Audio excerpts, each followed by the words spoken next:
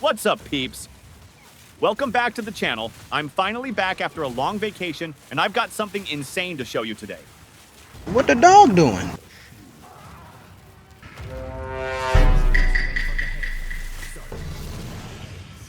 Damn!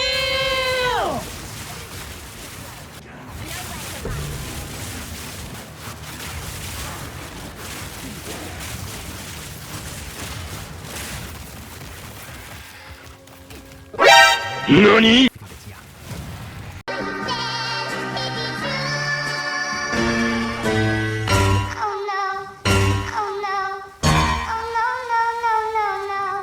Can you see this insane build? It's smooth, it's fast, and honestly, it's one of the most fun setups I've ever played in Path of Exile 2. We're stacking tons of spirit, which means less effort from our side and more automated skills doing the heavy lifting. And the best part, we've got infinite frenzy charges. They generate and consume instantly, keeping us permanently charged and constantly destroying everything in our path. On top of that, we're rocking over 8,000 energy shield with nearly capped resistances, making this build not just powerful, but practically unkillable. Whether you play it as a Deadeye, Amazon, or even gemling, this setup works beautifully across the board. So let's break it down, how it works, why it's so strong, and how you can build it yourself. And my service continues. Now let's start with the most important part on the build, which is the skills and gems. Our first skill is Called Shots, which comes from the Called Shots Ascendancy passive for Deadeye. This is actually my recommended Ascendancy for this build, mainly because of Tailwind and Called Shots, which make the whole setup smoother and stronger. That said, Amazon passives also work great, and if you're going with gemling, you can use Advanced Thaumaturgy. It does the job perfectly, in addition to enhanced effectiveness, giving us extra bounce from the attributes we're stacking. Anyway, let's continue with the support gems we socket into Called Shots to make it useful for generating our frenzy charges. First off, I've sorted the gems from most important to least important, so if you're short on sockets, you can still keep the build strong and functional. Called Shots itself is a buff skill, and what makes it special is that we can socket a mark inside it. In this setup, we're using Sniper's Mark, which boosts the next critical hit by up to 89% more damage. That's a huge multiplier. To make it even more efficient, we add Charge Profusion too, giving us a chance to generate an additional charge, plus another 15% chance for a different type. And don't worry, that won't hurt us. You'll soon see how we actually consume those charges as well later in the build. Next, we're using Magnified Area 2 to increase the area of effect, making it easier to place the mark on enemies. We don't really care about damage here, it's purely for the marking utility. If you're planning to break enemy armor, you can add Mark for Death for that extra 10% effect. And finally, if you still have some spirit available, you can slot in Precision or anything else useful to further boost the setup. Next, we have Malice, which is an auto-generated skill coming directly from the Scepter. It's not absolutely necessary, so don't worry if the Scepter becomes expensive, because what we really need is one with high spirit scaling. But if you can afford a Scepter that comes with Malice and strong spirit stats, then definitely go for it. Malice automatically applies critical weakness to nearby enemies, which fits perfectly with our crit-based setup. To make it even stronger, we socket Prolonged Duration 2, increasing the effect duration of the critical weakness by 35%, giving us more chances to crit hit. Now it's time for our first and main DPS skill, Lightning Spear. And here's where the fun really begins. We socket it with Elemental Armament 2 for a solid 25% more elemental damage, and Rapid Attack for another 25% attack speed, making the skill feel incredibly fluid. Then we add Fork. This is what makes our projectiles split and eat through maps like lightning storms of destruction. For boss fights, we'll switch Fork to Lightning Attunement. Next, we have Inevitable Critical, giving us massive critical hit scaling to ensure we're always landing those crits. And if your crit chance is already high enough, you can swap it for Projectile Acceleration or Volt for even stronger scaling. Finally, we add Innervate, which gives us a conditional 25% lightning damage boost when we kill shocked enemies. And since we're shocking everything anyway, that bonus is up pretty much all the time. And that's it. That's everything you really need for mapping. The next skills are auto-triggered or designed specifically for boss fights. Fun, right? Well, we're just getting started. So let's move on to the boss setup, starting with Stormlance, one of the nicest skills in for bosses. It's an amazing ability, especially if we can feed it with frenzy charges. And since we're already generating them from our mark skill, that synergy comes naturally. We'll talk more about the mechanics soon, but for now, let's check out the gemlings. First, we're using Elemental Armament 2 and Rapid Attack 2, just like our main skill. Then we add Close Combat 2, since we usually fight bosses from close range, giving us 30% more damage. After that, we include Lightning Attunement for scaling and Lightning Penetration, which, as we all know, is perfect for reducing boss resistances and boosting our overall damage output. Next, we have Elemental Weakness, another really strong curse that we apply to the boss right before the fight. This gives the enemy an additional elemental resistance reduction, lowering their resistance by up to negative 61%, which massively boosts our lightning damage. To make it even stronger, we link it with Heightened Curse, increasing the magnitude of the curse and making that resistance drop hit even harder. Then we add Cursed Ground. So the curse stays active as long as the boss is standing in the area. Super useful for longer fights. Next, we socket Lightning Mastery, because why not? Next, Magnified Area gives us a bigger radius, so the boss stays cursed more easily. Finally, we include Prolonged Duration. So the curse lasts longer, letting us focus entirely on dealing damage instead of recasting it every few seconds. And now, it's time for the spirit skills. And we've got a long list here. First up, we have Herald of Thunder.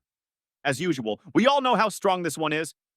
Now, I'm honestly not sure which gem setup design is better here, because both versions are incredibly strong. You can either go with the armor-breaking approach, or stick with the standard offensive setup. Both work beautifully, couldn't test the difference. Let's start with the basics. We use Elemental Armament 2 again, and the most important gem here is Electrocute. Just like we did with a similar trick a year ago, Electrocute helps us generate frenzy charges through Combat Frenzy, making the whole rotation flow perfectly. From here, you have two options. If you want to break armor with even the Mark gem support, you can use Uruk's Smelting, Ul Netol's Embrace, and Armor Explosion. Or, if you prefer the normal setup, go with Ambush, Longshot, and Lightning Attunement. Both paths feel great and have a great damage in maps. Next, we have Herald of Ash, bringing in even more explosions and massive AoE damage. We'll support it with Fire Mastery, because why not? It perfectly fits the theme and adds a solid boost to our fire scaling. Then, we add Magnified Area 1 to increase the area of effect, making those fiery explosions cover even more ground. Here, we don't use Magnified Area 2 as we don't want to reduce the damage. And finally, Clarity, to help with mana regeneration, which becomes almost mandatory once you start pushing higher skill levels or stacking skill levels on your gear. Next, we have Combat Frenzy. And as we all know, this skill generates frenzy charges whenever we freeze, pin, or electrocute enemies. Since we're constantly applying Electrocute, this becomes our core engine for generating more charges alongside our Mark skill. As usual, we support it with Charge Profusion 2. To make it more often, give us an extra chance to gain a charge, and also another random charge type. If that happens and we get a different charge type, no problem. We'll still put it to good use later, since our build benefits from everything in some way. And just like before, we include Clarity here as well, to make sure our mana regeneration stays smooth, especially as our skill levels and casting frequency go up. Next, we have Charge Regulation, and this is where things get really interesting. What we're doing here is basically consuming any leftover charges to gain powerful buffs.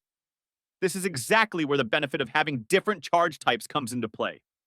The skill will consume whatever charges are available, and in return give us bonuses like increased skill speed, critical strike chance, or extra defenses. So, no matter what type of charge we have, there's always something useful to gain. I'm also using Uhtred's Exodus here, mainly to push the skill to higher levels. It's not mandatory, but definitely a nice addition if you can fit it in. Next, we have Mirage Archer. And honestly, this one's one of my favorites. It's such a cool and reliable skill, great for both mapping and boss fights. All you have to do is dodge, and your friendly Mirage Archer will handle the rest. Maybe just give him a cup of coffee to keep him happy. Or give it to me if he doesn't want it. 冰淇淋 This skill really shines in tough situations, especially when things get dangerous and you're forced to dodge. Even then, you'll know exactly when to call your Mirage Archer into action, but you just need to stop dodging so he finishes rest. But remember, this skill needs an attack skill to use, so we'll be linking it with Lightning Spear again. And keep in mind, it must be a weapon skill, so don't try using skills from other weapons here. For the links, we'll start with Elemental Armament 2. Then here's a really nice trick. We socket Electrocute so our Mirage Archer can generate Frenzy charges for us, and yes, I tested it, and we get charges from him. After that, we add Rapid Attack 2 to boost his attack speed, and finally, Stoicism 2, since the Mirage Archer doesn't dodge, meaning the effect will always stay active for him. And finally, we have our last Spirit skill. And yeah, it's a bit of an expensive one. If you can afford the Spirit, definitely go for Trinity. It'll stay fully charged with our lightning damage, giving us 15% increased attack speed and a ton of extra elemental damage. But if you can't afford that scepter, no worries. You can replace this skill with Convalescence. It's a great defensive option that helps you survive heavy hits and instantly recall your 8,000 energy shield when needed. To support it, we'll add Cold Mastery and optionally Uhtred's Omen if you can afford it, just to push the skill levels even higher. Either way, both setups work great. One gives you power, the other gives you safety. And that wraps up all of our skills and spirit setups. Everything that makes this build come alive. Now, let's move on to the gear section, where we'll break down what items, stats, and choices really push this build to its full potential. If you're enjoying the content so far and want to see more builds like this, don't forget to hit that like button and subscribe to the channel. It really helps me keep creating more Path of Exile 2 videos and share more crazy builds like this one with you. Alright, Exiles, let's dive into the gear. Beginning with the most important piece, the weapon. For the weapon, focus first on critical strike chance, lightning damage, attack speed, and projectile levels. After that, anything else that pushes your overall DPS is a nice bonus. For the scepter, what we really need here is the highest possible spirit you can find. Everything else is optional, just pick any useful stats that fit your build. We don't use minions, so you can safely ignore those mods. If you're on a budget, grab what you can and upgrade later. The best secondary stats here are mana regeneration and maximum mana, as both help sustain the build perfectly. And for the amulet, I'm using Astromantis, mainly for the massive attribute boost it gives. Those extra stats directly help us push our DPS even further, since they scale perfectly with the gloves and the passive tree. But if you can't afford Astromantis yet, don't worry. You can go with a rare amulet that gives high attributes and maybe a bit of extra spirit if you still need it. Or if you manage to roll some energy shield on it too, that's even better. You'll end up a little tankier. And finally, make sure to allocate pure power. It scales incredibly well with the intelligence we're stacking and gives us a huge boost to lightning damage. A perfect final touch to maximize our overall damage. Moving on to the helmet and armor, prioritize energy shield, especially raw maximum energy shield, since we multiply it through scaling. So the higher the base value, the better. The rest should just focus on capping your resistances. For the boots, aim for at least 30% movement speed, then again stack as much energy shield as you can afford and finish off with resistances. The belt, a heavy belt, is great and honestly makes mapping way more fun. Alternatively, you can use a utility belt if you want to push your rings or boost specific stats. And if you're rich enough, grab both. Use the heavy belt for mapping and the utility belt for pinnacle bosses. That flexibility really shines on higher difficulties. For the gloves, use Hand of Wisdom and Action. They're perfect for this build, giving 1 to 12 lightning damage per intelligence, which scales beautifully with our stats. For rings, focus on attributes, base damage, and lightning damage. Now for the flasks. The ultimate mana flask is super helpful here. Health flasks don't really matter much since we rely heavily on energy shield. As for charms, if you can afford them, go for Fall of the Axe and Rite of Passage. Both are excellent additions to boost your overall performance. And finally, don't forget immunity to freeze. Even a regular version is fine if you're on a budget.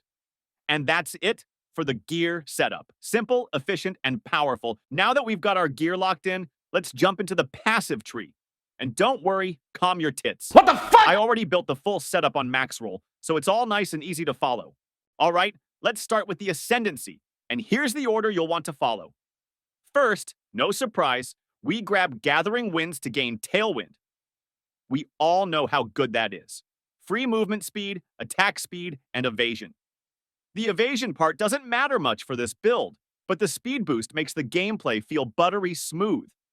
Next, once you're deeper into the build, go for Called Shots. This one's essential because it helps us generate frenzy charges, which are basically the fuel that powers the whole engine of the build. After that, pick up Far Shot for more projectile damage and speed, letting you hit harder. And finally, we take Bullseye, giving us a solid chance to apply critical weakness. That's super useful for high life uniques and bosses, since consuming your mark with crits applies the crit weakness and lets you land even more critical hits. And here's the cool part. Called Shots will automatically apply marks to nearby enemies whenever you consume one. So both Ascendancies keep working together in perfect synergy, applying marks, triggering crit weakness, and keeping your damage loop running non-stop. Now that we've finished the Ascendancy points, let's move on to the passive tree. I'll quickly give you a full look at the entire tree so you can see the overall structure. Then, we'll go through the most important nodes in order, so you'll know exactly which path to take and why. There's also a small variation depending on your budget, especially when it comes to jewel choices, so I'll explain the switch you can make there as well. All right, let's go through the passive tree step by step, and I'll highlight the most important nodes along the way. First, we start with Honed Instincts, a solid early node giving both attack speed and projectile speed. Then we move into Acceleration for even more attack speed and movement speed, keeping the build fast and fluid. After that, grab Falcon Dive, which converts the accuracy rating we get from Dexterity directly into attack speed. Perfect synergy for our scaling. Next, we take all the Spear nodes, Precise Point, Roll and Strike, and Javelin, all great for enhancing our projectile-based playstyle. Continue through the attribute Star, and make sure to pick up all the jewel sockets along the way. Then, grab Falcon Technique, another amazing node that lets us scale attack speed again through Dexterity. After that, move on to Heart-Stopping, Heartbreaking, and Struck Through. These give us a nice mix of critical strike chance and damage. Going upward, take Wildstorm to push our lightning damage scaling even higher. Now, if your budget allows, you can buy a controlled Metamorphosis Diamond. Aim for one with very low negative resistances. If the resist penalty is too high, or it's just too expensive, you can skip it for now and instead path toward True Strike and the Juggler.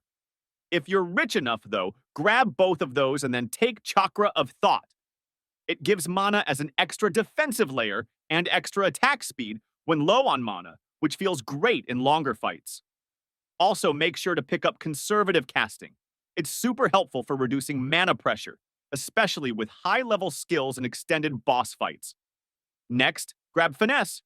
It boosts your accuracy sky high, and since our accuracy scales with Intelligence, which we've already stacked heavily, it loops right back into attack speed, so basically everything we take here feeds into everything else. Beautiful synergy. After that, take Kite Runner for movement speed, projectile speed, and a bit of damage, and finally, go all the way up to Patient Barrier. This one's huge for your energy shield. This node alone adds roughly 2,000 energy shield to the build, so it's absolutely worth it. That's my full setup at around level 91. For the next levels, I'd go for Coming Calamity. Since we're running 2 Heralds, it gives a big DPS boost and possibly another socket for more flexibility. While you're traveling between major nodes, try to keep them roughly balanced. And now, the most important part, the jewels. We already talked about the controlled Metamorphosis Diamond and how to handle it if you can't afford one. The next great option that helps a lot is the Adorned Diamond. If you can afford one with a good percentage bonus, I'd say anything above 80%, then it's definitely worth picking up. Remember, since GTG removed a lot of jewel sockets from the passive tree, having a strong Adorned really pays off. But if it's below 80%, then honestly, you'll probably get more benefit from rare jewels and the socket itself instead. Now, if you do manage to get a good Adorned, that's where you can really boost your stats. Look for energy shield, critical strike chance, and critical strike damage. Those are your top priorities. It's also a great opportunity to stack resistances, so aim for a mix of maximum energy shield, crit chance, and crit damage across your jewels. But if you can't get an Adorned yet, no worries. Go for rare jewels with energy shield, crit stats, spear damage, attack speed, or any strong modifiers you can find. All those will benefit our build. All right, Exiles, now let's talk about the part that really matters, how this build actually plays. Starting with mapping, it's just crazy smooth. The moment you step into a map, you instantly feel the speed and control this build gives you. Thanks to Tailwind, Lightning Spear, and our infinite frenzy charges, everything just flows together perfectly. You'll be flying through packs, forking projectiles all over the place, and watching the entire screen explode in seconds. There are no combos or complicated rotations to worry about here. Just fire Lightning Spear, and if things get intense, dodge. That's it. Simple, fun, and insanely effective. Behind the scenes, here's what's actually happening. Your hits fill up Tailwind stacks for maximum benefits. Then you keep generating frenzy charges from your Mark and Electrocute, both from you and your Mirage Archer buddy. Those charges are instantly consumed by Lightning Spear and Charge Regulation, giving you every buff imaginable, while Herald of Thunder automatically triggers your high DPS procs Herald of Ash, then fills Trinity, giving you even more buffs. Then you consume marks to apply more marks and debuffs, and your belt amplifies the power from unique mobs, turning you into an absolute monster. What the hell? Oh my god, no way! And honestly, at that point, even explaining it is exhausting. Just click Lightning Spear and let the rest happen automatically. And when things do get dangerous, that 8,000 plus energy shield really kicks in. You can take a few hits and still keep going. It's forgiving without ever feeling slow. Overall, for mapping, this build is pure momentum, power, and non-stop action. Now let's talk about boss fights, because this build isn't just about clearing maps fast, it can handle the big guys too. Before you jump into a boss fight, there's one quick prep step. Switch Fork and Innervate, because they're not really effective for single target fights. Replace them with Lightning Attunement and Lightning Penetration, just like we mentioned earlier. And don't forget to fill your Tailwind stack. And if you're not feeling too lazy, you can also swap Electrocute from your Mirage Archer friend for Lightning Penetration as well.